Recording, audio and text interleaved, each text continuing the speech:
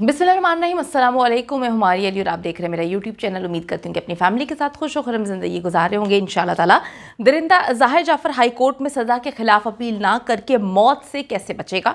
Jailer फांसी के मुजरिम दरिंदे ज़ाहिर जाफ़र की मदद के लिए तैयार, किस तरह से कैसे उसकी मदद करने जा रहा है, आज की वीडियो में हम इस पर बात करेंगे। और ज़ाहिर जाफ़र के वकील की सोची समझी चाल है ये, या फिर मामला कुछ और है? वीडियो इंपॉर्टेंट है। जितनी भी वीडियोस नूर मुकद्दम कत्ल केस पे बनाई जाती है इंपॉर्टेंट है, ज़्यादा से ज़्यादा देखा करें। आप लोग अगर समझ रहे हैं कि उसको सजाए मौत हो चुकी है, वो सिर्फ ट्रायल कोर्ट का फैसला है, जंग अभी शुरू हुई है, बहुत आगे तक जाना है और इस जंग में नूर मुकद्दम की फैमिली को आप लोगों की सपोर्ट की ज़रूरत है। तो ज़रूर उसको सपोर्ट करें और इन वीडियोज़ को ज़्यादा से ज़्यादा शेयर करें। अगर आपको लगता है कि आपको मेरा यूट्यूब चैनल सब्सक्राइब करना चाहिए तो वो भी करें, ताकि जितनी वीडियोज़ आप लोगों के लिए बनाई जाती हैं वो आपको बर वक्त मिलती रहे। तो दरिंदे ज़ाहिर जाफ़र की तरफ से हाई कोर्ट में अपील दायर ही नहीं की गई। इसके पीछे जी डेफिनेटली जाफर्स की साजिश ही है, वरना जो लोग अपने मुलाजमीन पर करोड़ों रुपया अभी तक उनके वकला पर खर्च कर चुके हैं, और अभी आप देख लें कि माली के लिए फिर हाई कोर्ट में एक महंगा तरीन वकील इन्होंने हायर किया है, तो वो अपने बेटे को क्यों नहीं वकील दे सकते?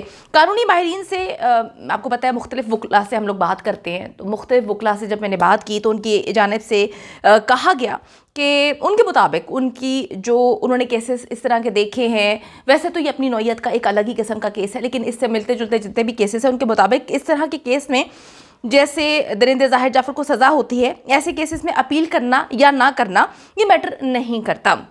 अगर कर देंगे तो बहुत अच्छी बात है, अगर नहीं करते तो 7 दिन के बाद इस्लामाबाद हाई कोर्ट को एक रेफरेंस जाएगा, मतलब 7 दिन कंप्लीट हो चुके, इन्होंने कोई जो है दरिंदे ज़ाहिर जाफ़र के लिए अपील नहीं की। इस सज़ा को अलाउ करने के हवाले से, उसे कंफर्म करने के हवाले से जो है वो दरख्वास्त की जाएगी। इस्लामाबाद हाई कोर्ट का डिवीजनल बेंच जो कि 2 से 3 जजेस पर मुश्तमिल है, वो इस सज़ा को के केस को पढ़ेगा, फिर नोटिस भेजे जाएंगे, फिर वकला अगर चाहें तो उस पर दलीलें भी दे सकते हैं जाकर। दिए गए शवाहिद, उन तमाम सबूतों को देखा जाएगा, हर शवाहिद को आराम से टाइम से जो है उस पर टाइम लगाकर उसको परखा जाएगा, इसका मुशाहिदा किया जाएगा, केस पर स्टडी की जाएगी, फिर इस सज़ा को मुअत्तल करना होगा या नहीं करना होगा इसको कंफर्म किया जाएगा, इसका फैसला जी किया जाएगा। ये जो बेंच बनाया जाएगा ये करेंगे। माहिरीन के मुताबिक वापस ट्रायल कोर्ट में भी इस केस को भेजा जा सकता है, क्योंकि पहले भी बहुत सारे केसेस इससे मिलते जुलते हैं ट्रायल कोर्ट में वापस जा चुके हैं। इस केस पर 1 माह अभी लगेगा, क्योंकि हाई कोर्ट के पास मर्डर के बेपनाह केसेस होते हैं और फिर जो है वो देखते हैं, डिसाइड करना होता है कि किस तरह से किस केस को देखा जाए, कौन सा केस किस नौयत का है, फिर उसको लगाया जाता है, फिर वो चलता रहता है। अगर फिर भी दरिंदा वकील जो है नहीं करता, वकील के बिना ही चलने का फैसला करता है, तो हाई कोर्ट सवाबदीद होती है कि वो जो है स्टेट कौंसिल को कहे। ये सोची समझी एक चाल है। यकीन माने कि बड़ी अजीब सी बात है, पहले भी ये कहानी सुनाई गई थी। दरिंदा ज़ाहिर जाफ़र जो है उसको जो भी वकील दिया जाता था वो उस वकील को लेने के लिए तैयार ही नहीं होता था, वो साइन ही नहीं करता था। बड़े मसले मसाइल उन्होंने क्रिएट किए हैं और आगे चल के आपको पता चलेगा कि ये तो सोची समझी साजिश थी, इसका फ़ायदा इनको किस तरह से होगा। अब इनकी ये एक चाल है। दरिंदा जो है वो पहले दिन से खेल ही तो खेल रहे हैं, इनकी पूरी की पूरी फैमिली अभी भी खेल खेलते हुए इन्होंने वकील नहीं करवाया।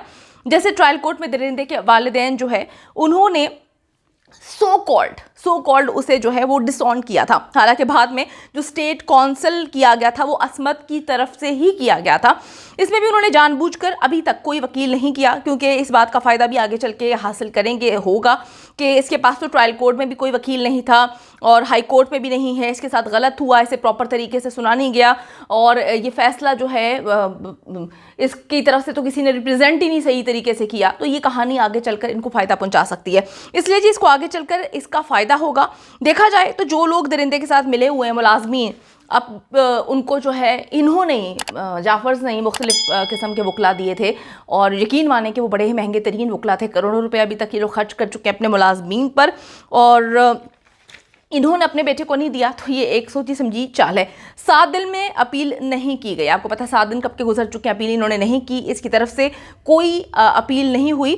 मेरी जिन वकला से बात हुई है उनके मुताबिक इससे कोई ख़ास असर नहीं पड़ेगा केस में। इसमें 3 तरह के प्रोसेस होते हैं, जैसे कि इसने अपील ही दायर नहीं की तो फिर इसका रेफरेंस जो है डिवीजनल बेंच को जाएगा, वो इसका फैसला करेंगे। इस पर वकला दलाइल भी दे सकते हैं कि क्या मसला हुआ क्या नहीं हुआ।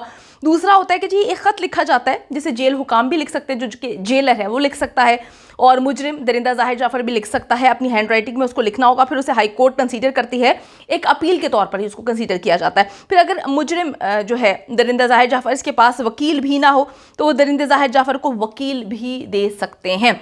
तो जी अब देखें 7 दिन तो कब के गुजर चुके हैं और दरिंदे की जानिब से अपील की ही नहीं गई, मगर अभी भी ये अपील कर सकता है, लेकिन उसने करना नहीं है। अगर उसने करना होता, उसकी जानिब से की जानी होती, तो वो जो 7 दिन बहुत पहले गुजर चुके हैं उसमें वो लोग अपील कर देते।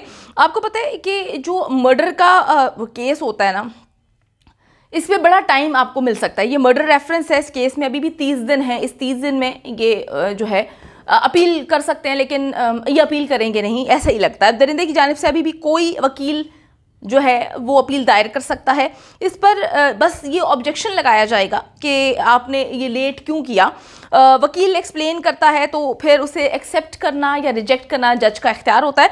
अच्छा जी, अब मैं आपको बताती चलूँ कि दरिंदे ज़ाहिर जाफ़र पर जिनसी ज़्यादती वाली सज़ा में तो अब अपील नहीं वो कर सकता, मगर सज़ाए मौत पर वो 1 माह के अंदर, जब तक हाई कोर्ट इस केस को लगाता नहीं है, वो अपील कर सकता है। तो अभी देखना सिर्फ ये है कि अगर हम थोड़ा सा इस केस पर नज़र डालें तो पहले दिन से दरिंदे की जो फैमिली है मुसलसल गेम्स खेलने में लगी हुई है।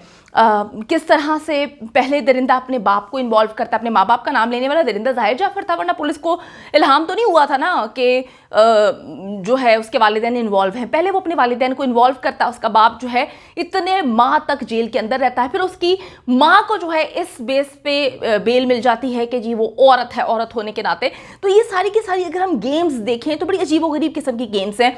और दरिंदे का जो वकील है सिकंदर जुल्कुनैन, उनको हम कैसे भूल सकते हैं। उन्होंने तो केस को जितना ख़राब करने की कोशिश की थी उसकी कोई मिसाल नहीं मिलती। उन्होंने ट्रायल को जितना लटकाया वो तो खैर अपनी मिसाल ही आप है। उन्होंने ये कहानी सुनाई थी कि जो दरिंदे ज़ाहिर जाफ़र के वालिदैन हैं, इनके खिलाफ कोई ऐसा सबूत है ही नहीं जिसकी वजह से उनको बाइज्जत बरी किया गया है। और वो कहते हैं कि जी मैं दरिंदे को हाई कोर्ट से, सुप्रीम कोर्ट से ऐसे लेकर गायब हो जाऊंगा और कोई जो है कुछ भी नहीं कर पाएगा। तो उन्होंने बड़ा चैलेंज किया हुआ। देखते हैं जी जो उन्होंने चैलेंज किया हुआ किस तरह से वो उसको ऐसे करके लेके जाते हैं, क्योंकि अभी तो उनकी तरफ से कोई वकील जो है वो नामजद नहीं किया गया, वकील ने कोई अपील भी नहीं की। तो ये जो फुर करने की इन्होंने कहानी सुनाई है, इसके पीछे भी कोई ना कोई स्ट्रैटेजी होगी। अब ये सारे के सारे दिमाग जोड़ के बैठे होंगे। पहले तो वो शातिर असमत थी बाहर सिर्फ, तो वो अपना शातिराना मक्काराना दिमाग जो है चला रही थी। अब आप देख लें इसका भाई भी आ चुका है, इसकी बहन के साथ भी राब्ते हैं वो भी आ चुकी होगी। उसके बाद जो है बाप बाहर है, माँ बाहर है, जाफ़र सारे एक हो चुके हैं और जो आदमजीज़ हैं वो भी एक हो चुके हैं। तो देखना अब ये है कि इस दरिंदे को बचाने के लिए ये किस हद तक जाएंगे, क्योंकि कोशिशें तो इनकी पूरी हैं। अब दरिंदे को कौन बचाता है ये तो आने वाला वक्त बताएगा। लेकिन अगर आप लोग ये सोच रहे हैं कि उसको ट्रायल कोर्ट में सज़ा हो गई है तो उसको सज़ा मिलनी है, तो ये अभी तो आप लोगों की गलत फहमी है। ये केस अभी बड़ा लंबा जाएगा, बहुत आगे तक जाना है और एक टाइम ऐसा आएगा कि ये केस मीडिया से भी रूपोश हो जाएगा, गायब हो जाएगा। लेकिन उस वक्त भी हमने स्टैंड लेना है, क्योंकि ये जंग सही और गलत की है। ये जंग अमीर और जो है जुल्म करने वाले की है कि किस तरह से अमीर हैं, किस तरह से जुल्म कर रहे हैं। अगर ये लोग इस्लामाबाद की सड़कों पर निकल आए, अगर ये बाइज्जत बरी हो जाते हैं सारे के सारे, तो सोचें कि हमारे मुल्क का क्या होगा। इंशाल्लाह ताला हम आखिरी दम तक लड़ेंगे और आप लोगों ने इसमें ज़रूर हमारा साथ देना है। उम्मीद करती हूँ कि वीडियो पसंद आई है। कमेंट सेक्शन में जाके जल्दी से अपनी राय का इजहार करें, वीडियो को ज़्यादा से ज़्यादा शेयर करें, मेरे चैनल को सब्सक्राइब करें। और पाकिस्तान एक खूबसूरत मुल्क है, उस खूबसूरत मुल्क के हवाले से मैंने एक चैनल बनाया है, उसको पिन कर दिया है, लिव लाइक मारिया। जल्दी से जाके उसको भी सब्सक्राइब कर लें।